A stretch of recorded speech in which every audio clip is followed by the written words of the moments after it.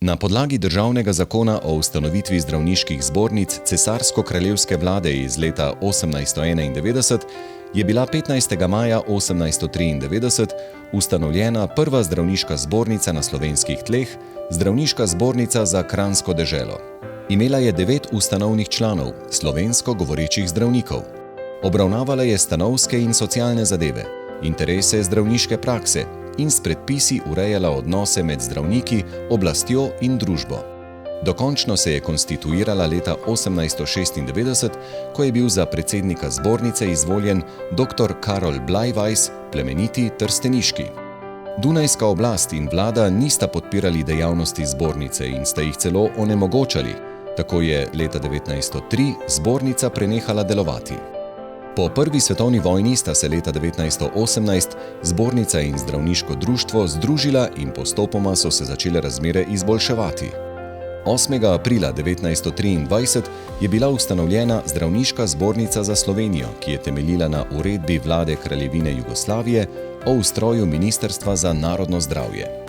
Za ustanovitev zbornice se je zavzemal predvsem ljubljanski zdravnik, dermatovenerolog in politik dr. Vinko Gregorič, ki je postal prvi predsednik zbornice. Leta 1924 je imela zbornica že 286 članov, med njimi je bilo le 6 zdravnic. Do leta 1937 se je članstvo več kot podvojilo. V medvojnih letih 1941 do 1945 zdravniška zbornica ni delovala, leta 1946 pa je bila ukinjena.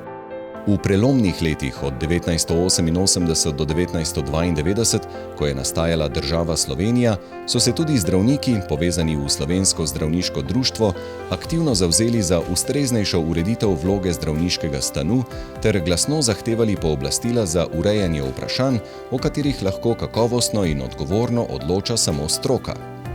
Leta 1992 je bila sprejeta nova zdravstvena zakonodaja in Zakon o zdravstveni dejavnosti, kar je omogočilo formalne pogoje za ustanovitev nove zbornice.